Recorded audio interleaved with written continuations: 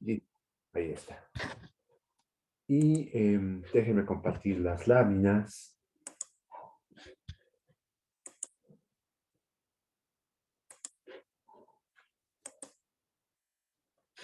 Ahí está. Todo el mundo las está viendo ya, ¿verdad? Bien. Ujú. Muy bien. Entonces, pues como pueden darse cuenta, voy a comenzar un tema nuevo. Ujú.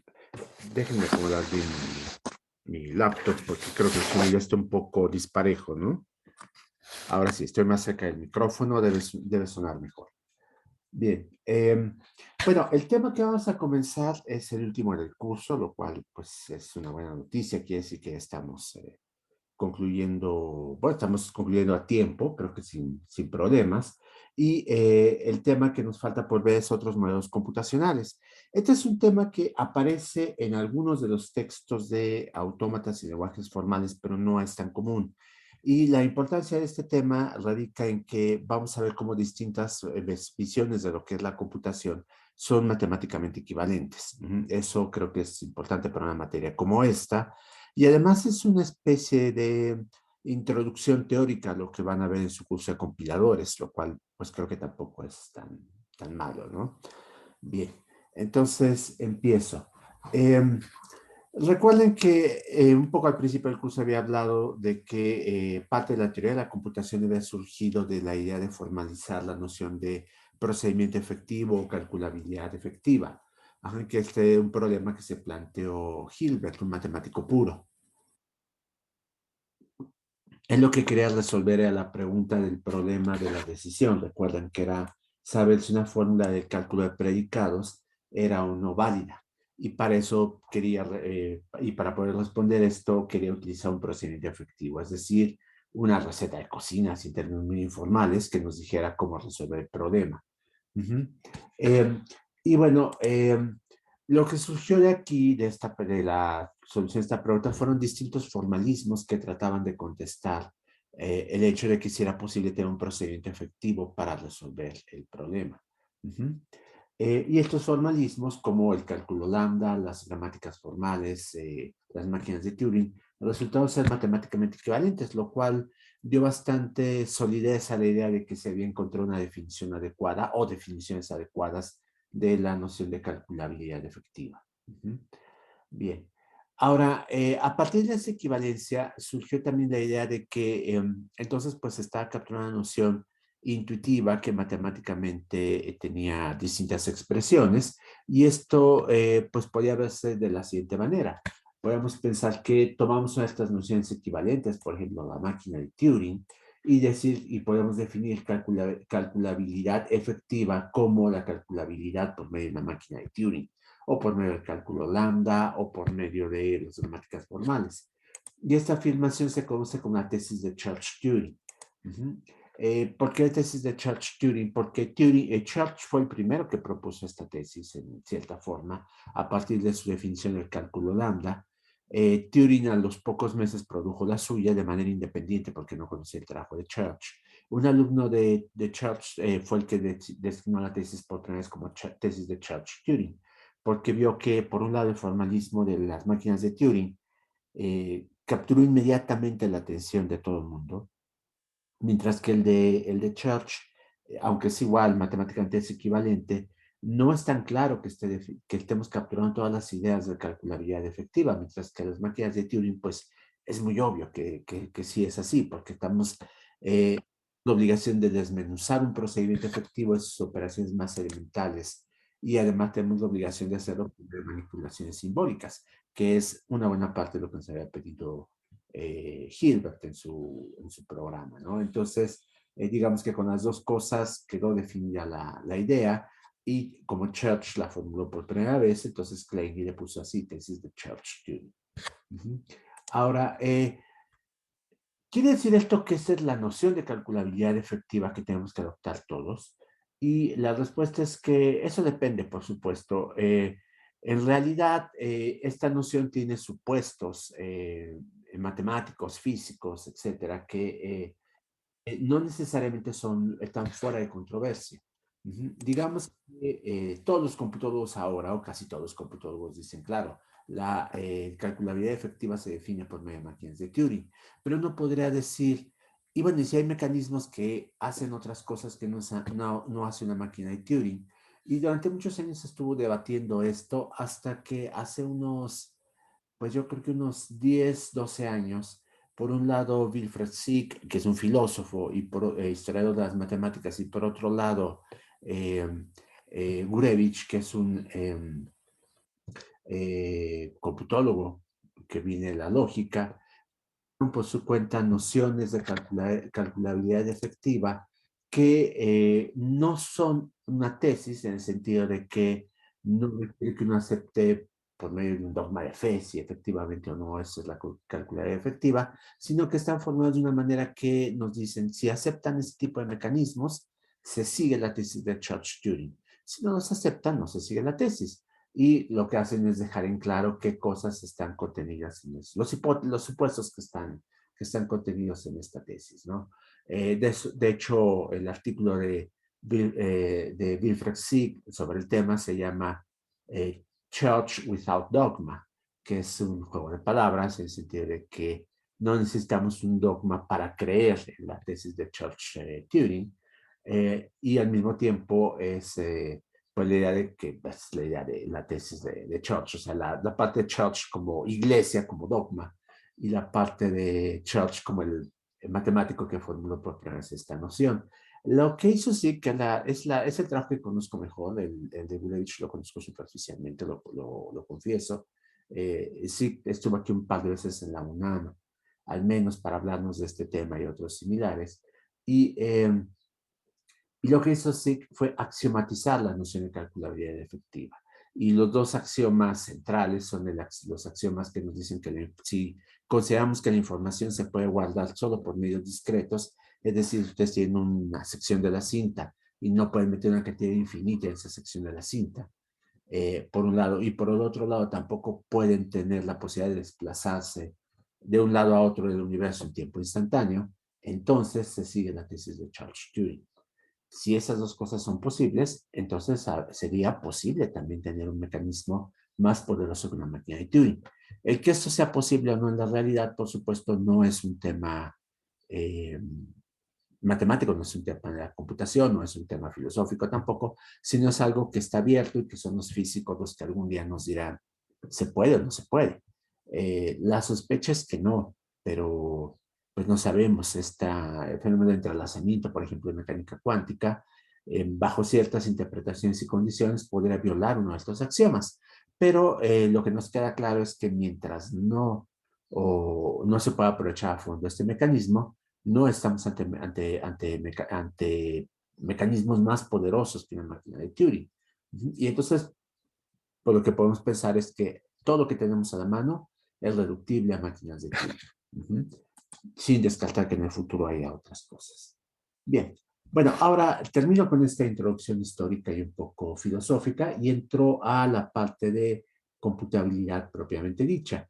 ¿Se acuerdan que esto ya lo había presentado en el tema anterior? Lo que habíamos visto es que las máquinas de Turing se pueden ver también como un mecanismo que calcula un valor. Y para eso lo que hacemos es fijarnos en sus alfabetos de entrada y de salida y pensar que hay una función implícita definida por la máquina de Turing que nos dice, mira, toma una cadena de entrada, úsala para la configuración inicial y cuando te detengas aceptando, lo que haces es, pues, considerar como el resultado de una función lo que queda escrito en la cinta, esta beta.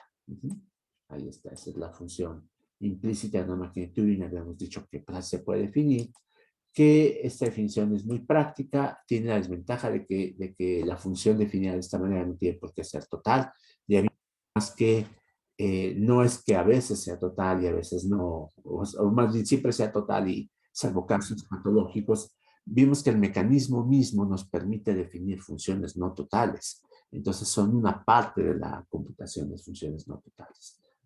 Así que no podemos dejar de hacerlas a un lado.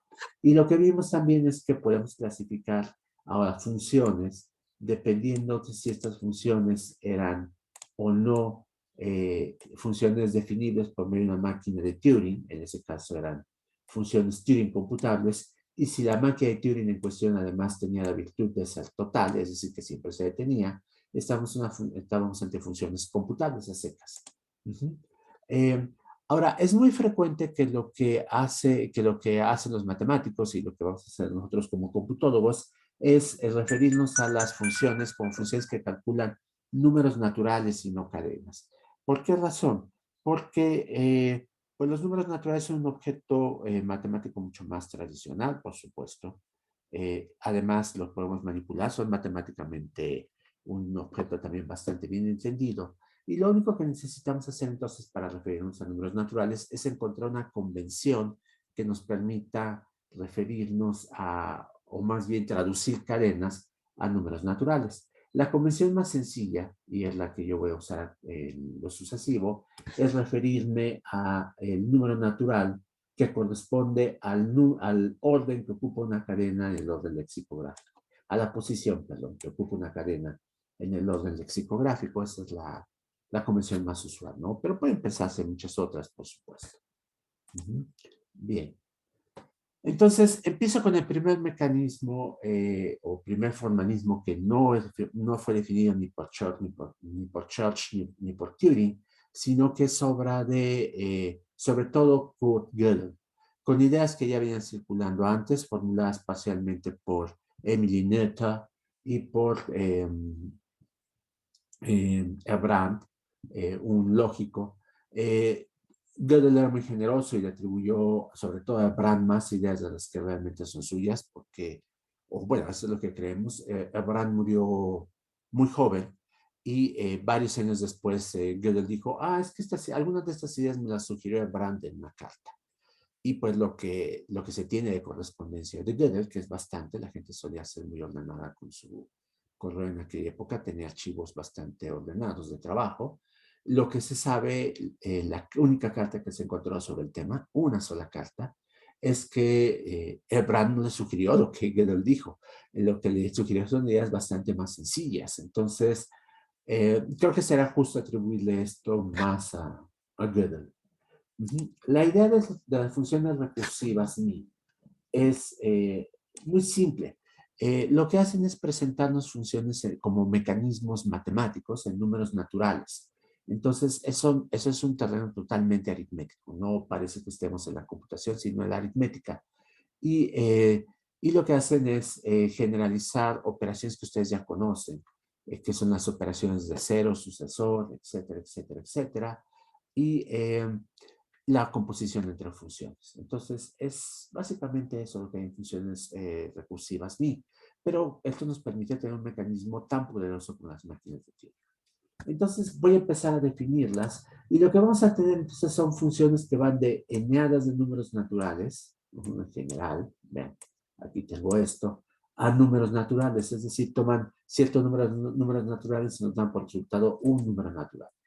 Dado que su dominio puede ser, entonces, señales de números naturales, voy a adoptar una convención que es muy frecuente en libros de texto y que es más valiosa todavía en mis láminas, que es representar los números naturales, perdón, que van de x1 hasta xn por un solo símbolo, x barra. La barrita arriba, entonces me permite ahorrar mucho espacio en las láminas y cuando escribo esto en el pizarrón, pues me permite ahorrar mucho marcador, ¿no? Es bastante sintética. Entonces, acuérdense, esta abreviatura voy a utilizarla en lo sucesivo. Donde aparezca x barra, en realidad quiere decir x1, x2, x3, etcétera, hasta llegar a xn. Entonces, las primeras funciones que voy a definir son las funciones básicas. Son tres nada más, o bueno, son dos y una clase de funciones. La constante cero es una función en sentido algebraico. Ustedes, como computólogos, a lo mejor no les parece una función porque es una constante. Y es la constante cero, precisamente. Que podemos representarla con la letra C. ¿Por qué es una función? Porque a los algebristas les gusta generalizar. Y entonces los algebristas suelen considerar las constantes como funciones de cero argumentos. Eso es muy práctico en álgebra porque permite el tratamiento uniforme de muchas cosas. Entonces, vamos a seguir esa convención. La constante 0 es una función de 0 argumentos. Ahí está. Entonces va de 0 números naturales a un número natural y es el 0.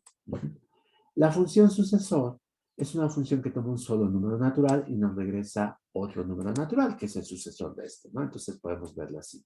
Podemos representarla como S de X, como igual a X más 1, de cualquier forma que a ustedes se les ocurra, ¿no?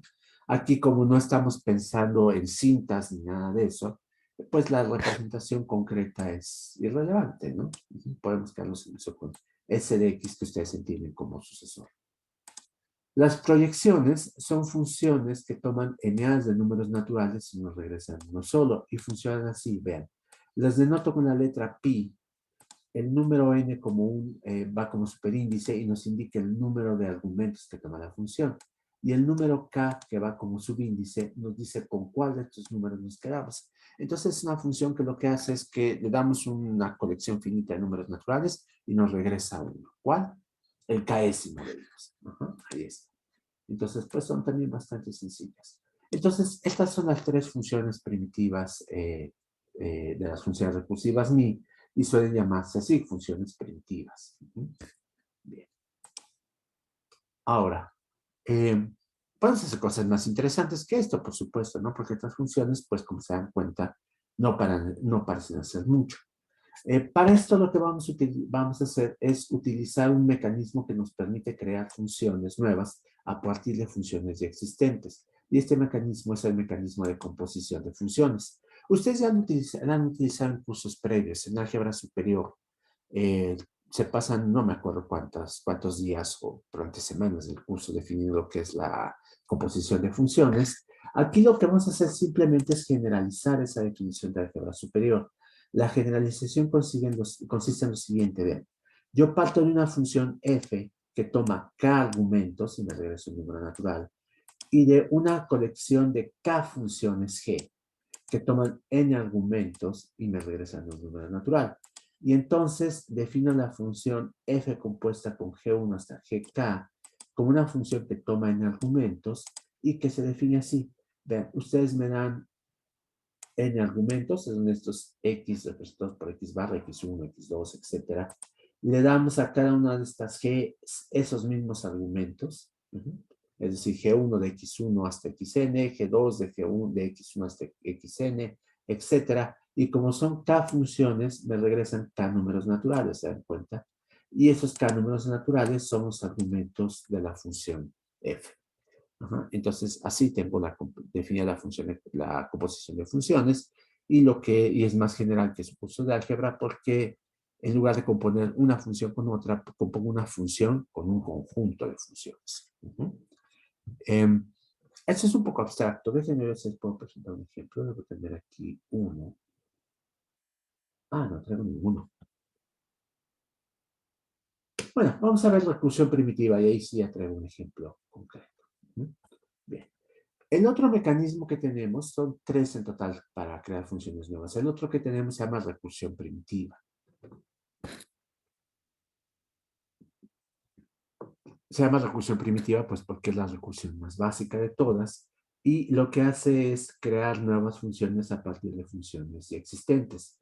Es muy parecido a lo que ustedes han hecho cuando crean funciones recursivas como el factorial, por ejemplo, o cuando definen recursivamente la suma o la multiplicación. La diferencia es que aquí también vamos a generalizar y lo que vamos a pensar es que vamos a tomar una colección de k funciones h y k funciones g. Y a partir de estas vamos a construir k funciones f. Estas funciones f las definimos, cada una de las funciones, por medio de dos ecuaciones. Aquí las tenemos. Y estas ecuaciones pueden llamar a la función que está siendo definida de un lado izquierdo, pues son recursivas, del lado derecho, pues son recursivas, pero también pueden llamar a cualquiera de las otras funciones que estamos haciendo. Entonces tenemos aquí recursión cruzada. F1 puede llamar a F3, F3 puede llamar a F5, F5 puede llamar a F1 y Fn, etc. Entonces definimos varias funciones en un paquete. Y de esta manera la definición es lo más general posible. Lo que tenemos entonces es esto, vean, mis funciones h van a corresponder al caso base en una función recursiva. Y entonces toman n argumentos. Las funciones g, en cambio, toman n más k más un argumento. Y las funciones f, que son las que estamos definiendo, toman n más un argumentos. Es así como van a funcionar. Entonces, tenemos que las ecuaciones que nos definen las funciones f tienen una de estas dos formas. Acuérdense, tiene que haber dos ecuaciones por cada función que estamos definiendo. La primera ecuación me dice, mira, si tú tienes f1 de 0 y de x1 hasta xn, acuérdense que eso representa la x barra, entonces lo que haces es olvidarte del 0 y aplicarle HI, perdón, a X1 hasta XN. Eso es lo que hacemos. Este es el caso base. Vean, aquí no hay recursividad porque la FI no aparece al lado derecho. Pero es el caso base porque es el caso cero. Ahora, suponiendo que nos dan como argumento un número distinto de 0 y después X1 hasta XN, entonces lo que hace la función FI es invocar la función GI. Vean, es el mismo índice con los siguientes argumentos. El primero va a ser, vean, aquí yo tengo como argumento para FI sucesor de N. Entonces a GI le paso a N como argumento. Los siguientes N argumentos, por eso es que aquí tengo N más 1, son X1, X2, X3, etcétera, hasta XN. Entonces ya tengo un argumento más N argumentos. Y de ahí está, perdón, el N más 1 de G. Ahora, ¿qué cosa hago después? Después lo que hago es llamar a las otras K funciones F que estoy definiendo recursivamente y llamarlas, pero con el siguiente argumento. Observen, esto es muy importante. Los argumentos para cada una de estas funciones son N, seguido de X1 hasta XN. Vean cómo aquí tenemos, esto es muy importante, tenemos que esta N, que por cierto, aquí siempre digo que la voy a corregir, no escucho si nunca la corrijo. Esta podría ser una N más bien, porque esta N y esta N de acá no son la misma. Entonces tengo que corregir esto para que quede claro que este es un contador, mientras que este es el número de argumentos de las funciones F que estoy definiendo. Le llamo con N, y eso significa que si yo continúo este proceso por suficiente tiempo, entonces algún día estas F1 hasta Fk van a llamar a su caso básico. Y como ese caso básico no es recursivo, entonces en principio si HI en sí no es recursiva, esto termina, esto llega al caso base y entonces mi cómputo termina en ese momento. Eso es importante. Tengo muchísimas llamadas, por supuesto, si estoy definiendo cada funciones y cada una se llama a sí mismo y estoy haciendo para un valor muy grande, por supuesto que aquí tenemos una cascada de llamadas enorme, un mecanismo en el que una función llama a la otra y a su vez llama a la otra, pero ese mecanismo a la larga, en algún momento, va a regresar a un caso base. Y ahí termina. Bien. Antes de ver el último mecanismo para crear nuevas funciones, déjenme presentarles un ejemplo. Porque todo esto es bastante abstracto, ¿no? Entonces vamos a un ejemplo concreto. Tengo la función suma, que voy a definirla recursivamente. Y ustedes han visto en algunos libros, supongo, una definición recursiva muy sencilla que me dice, mira, si tú sumas 0 a el número x, lo que obtienes es x. Y si sumas el sucesor de algún número a x, lo que tienes es el sucesor de la suma de ese número a x. Entonces, esta es una función recursiva porque la x aparece de ambos lados, ¿se dan cuenta? Entonces, las funciones recursivas lo que nos permiten es convertir este tipo de definiciones en definiciones que pues siguen siendo recursivas, pero que utilizan un mecanismo muy preciso para definirse. Cuando logramos seguir este mecanismo, estamos ante funciones recursivas primitivas que tienen la virtud de que terminan siempre de aplicarse. Esa es la ventaja que tiene la recursión primitiva. Vean, aquí lo que tenemos que hacer es identificar los componentes que queremos definir. Primero, vean que queremos definir una sola función recursiva, que es la función más. Y por lo tanto necesitamos una sola h y una sola g. La función más, además, es una función de dos argumentos. Eso quiere decir, recuerden acá, que la función, permítanme, aquí está, la función f es de n más 1, y eso quiere decir que n vale 1, ¿se dan cuenta? Porque la función más tiene dos argumentos, y como esto tiene que ser n más 1, pues n tiene que valer 1 para que sea 1 más 1 menos de 2. Ajá, entonces la función h que necesitamos tiene que ser de n argumentos, es decir, un solo argumento, y la función g tendría que ser de n, que es 1, más 1, ya son 2, más k. K es el número de funciones que estamos definiendo y estamos definiendo solo una. Entonces son 1 más 1 más 1, 3 argumentos. Eso es lo que necesitamos aquí. En nuestra, perdón, a ver, aquí está. En nuestra definición necesitamos que G sea una función de 3 argumentos. Ajá. Entonces, lo que vamos a hacer es esto. Nuestra función H va a ser la proyección 1, 1. La proyección 1, 1 lo que hace es tomar un argumento y regresarnos ese argumento. Ajá, entonces pueden verlo como la función de identidad. Así podríamos verlo. Y vean cómo entonces la primera ecuación de f funcionaría así. F aplicado a 0 y a x, lo que hace es darnos la proyección 1, 1 de x, y eso sabemos que por la definición que vimos antes es x. Y entonces corresponde a esta primera ecuación, ¿se dan cuenta? Ahí está. Capturamos esta primera ecuación con esta otra ecuación. Bien. Ahora, la segunda ecuación forzosamente es al sucesor de algún número. Entonces tenemos f del sucesor de y de x. Entonces lo que hacemos aquí es aplicar lo que estoy proponiendo como la función g, que es el sucesor, la función sucesor compuesta con la proyección 3, 3. Ah, ¿por qué razón estaría haciendo esto? Vean, la función sucesor compuesta con la proyección 3, 3 lo que hace es tomar 3 argumentos. Acuérdense, en composición de funciones simples se aplica la segunda, la que estaba de derecho primero. Ajá, entonces, tomo 3 argumentos, le aplico la proyección 3, 3, y eso quiere decir que me quedo con el tercero nada más y desecho los otros dos. Y a ese tercer argumento le aplico la función sucesor. Ajá, entonces, eso es lo que estoy haciendo aquí.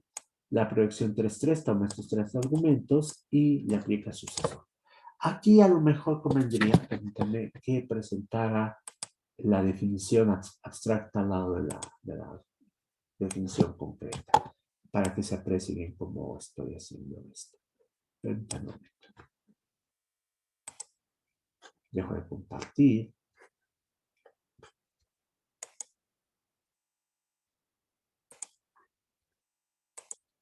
Vuelvo a compartir, ahora van a ver dos ventanas, una al lado de la otra, y me voy a regresar en la ventana izquierda a la definición de la recursión primitiva, para que vean cómo esta definición cumple con estos requisitos.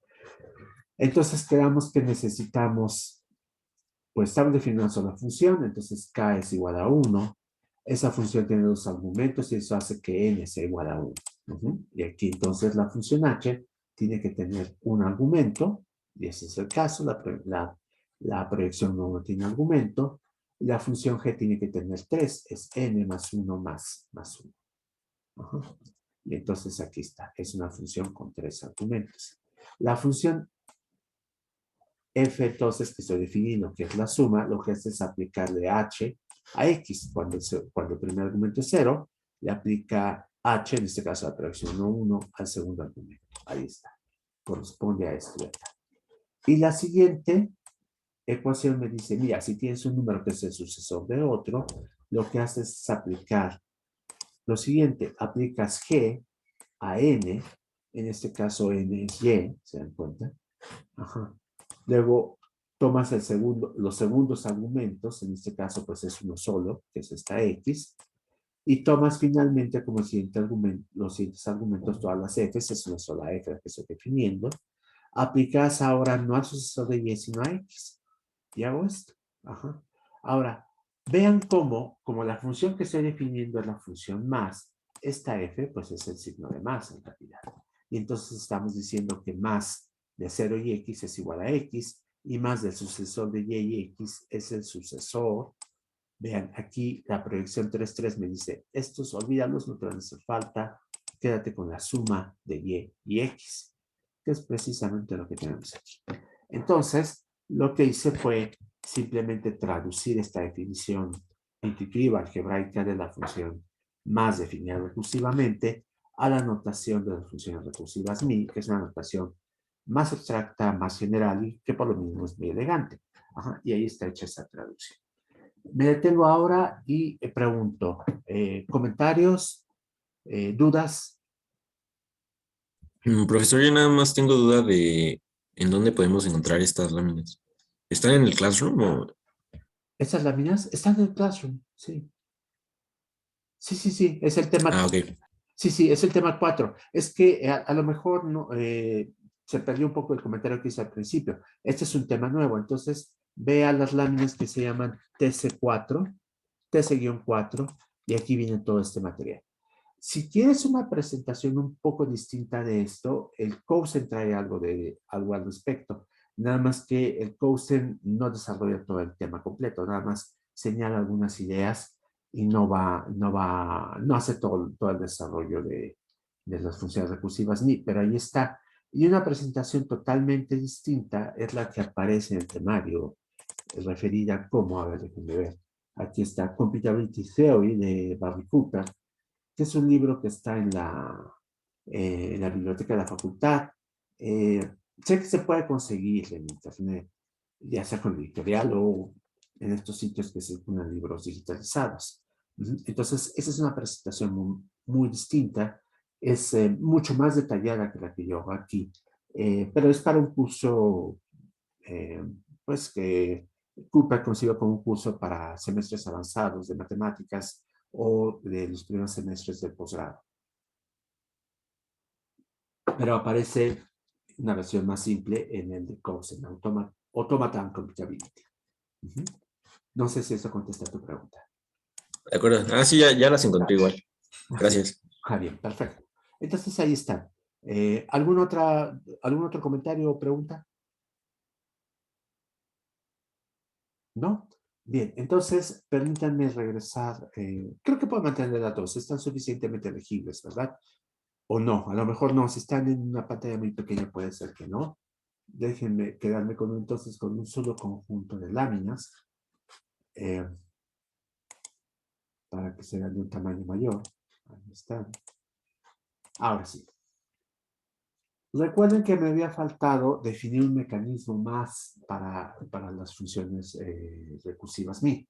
Este mecanismo es un mecanismo más poderoso todavía que se conoce como minimización o minimalización no acotada, usen el término que prefieran, y que le da a las funciones recursivas el mismo poder que las máquinas de Turing.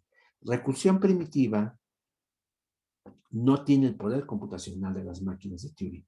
Conocemos funciones como la función de Ackermann que no se pueden definir por medio de recursión primitiva y que sí son definibles por medio de máquinas de Turing. Esas funciones las podemos definir utilizando minimalización no acotada. Entonces, hay algo que hay en las máquinas de Turing y que no hay en recursión primitiva. Pero por otro lado, recursión primitiva tiene la enorme ventaja de que son funciones que siempre terminan. Por supuesto, no existe, si no usamos minimalización no acotada, no tenemos el problema de la detención. El mecanismo computacional que definimos es un mecanismo computacional que siempre se detiene. Y bueno, como es obvio, entonces no puede ser equivalente a una máquina de Turing y por lo tanto hay funciones que no estarían contempladas ahí. Entonces, este es un dilema que uno tiene que enfrentar con cierta frecuencia. Construir un mecanismo que eh, sabemos que siempre nos da cierto tipo de resultados, pero que hay problemas que tienen solución que se escapan de este mecanismo, o incluir una solución más amplia que entonces nos permite recuperar esas soluciones, pero que le abre la puerta a lo no computable. No hay término medio. O sea, no hay una forma de decir, ¿sabes qué? Quiero lo que sí funciona y no quiero lo que no funciona, porque para eso tendremos que poder resolver el problema de la intención. Y como ya vimos, el problema de intención no tiene solución. O no tiene solución por medio de máquinas de Turing, que es el mecanismo del que disponemos. Entonces, por esa razón es que vamos a introducir minimalización no acotada con el riesgo de que tengamos casos de que no terminen. ¿Cómo funciona la minimalización no acotada? Bien, la minimalización acotada parte de una función G, vamos a llamarla así, que tiene n más 1 argumentos. Y vamos a suponer que esta función es computable, es una función recursiva MI. Entonces, a partir de ella podemos definir una nueva función recursiva MI, que es la que utiliza minimalización, que tiene solo n argumentos y que está definida de esta manera. F de x1 hasta xn, ven, n argumentos, es el mínimo valor n, ese es el resultado de la función f, aplica x1 a xn, esta m es el mínimo valor tal que la función g está definida para todos los números iguales o menores a m y x1 hasta xn, y además g de m y x1 hasta xn me da 0. Entonces son estas dos cosas. Al aplicarle g a m y x1 y xn me da 0. Y además la función g está definida en todos los valores previos a m mismo. En caso de que no existiera esta m, entonces la función está indefinida. Me van a decir, ¿por qué no va a existir esta m? Bueno, vean esto. Primero, no tenemos ninguna garantía sobre cómo es g. Una vez que metemos minimalización acotada, no sabemos si g también lo ocupa y probablemente nunca termine. Pero suponiendo que g siempre termina de calcularse. Lo que estamos pidiendo aquí es que además tenga un 0, que esta función g tenga un 0. No sabemos si lo tiene. Pero la forma intuitiva en que podemos calcularlo es la siguiente. Empezamos con g de 0 y x1 hasta xn. Si nos da 0, nos detenemos. 0 es el valor que buscábamos. Si no nos da 0, entonces calculamos g de 1 y x1 hasta xn. Si nos da 0, nos detenemos y entonces el valor que buscamos es 1. Si no nos da 0, entonces vamos con g de 2 y x1 hasta xn. Si nos da 0, 2 es el resultado. Si no nos da 0, probamos con g de 3, x1, xn, etcétera, etcétera, etcétera. Y aquí podemos seguir probando infinitamente si g no tiene un 0. Y nunca vamos a terminar. Pero si g tiene un 0, lo vamos a alcanzar. Y como estamos probando desde 0 hasta ese primer valor que nos produjo 0, entonces estamos garantizando que todos los valores intermedios están definidos. Si no, ya desde antes sabemos que la función es indefinida. Entonces, así como funciona minimalización acotada, y el hecho de que tengamos que probar sistemáticamente todos los valores naturales, los números naturales, abre la puerta a que esta prueba nunca termine. Bien. Ahora, una notación muy común para denotar a esta G es la siguiente, vean. Es la letra mi seguida de pues, una variable, piénsala como un cuantificador en lógica, mi y, tal que G de y x1 hasta xn nos da 0. Esta es una notación que se utiliza mucho, se le van a encontrar seguramente en otros cursos. Lenguajes de programación, por ejemplo, cuando se definen funciones recursivas, suelen referirse utilizando una notación similar a esta. Bien, ahora sí me detengo. ¿Más preguntas?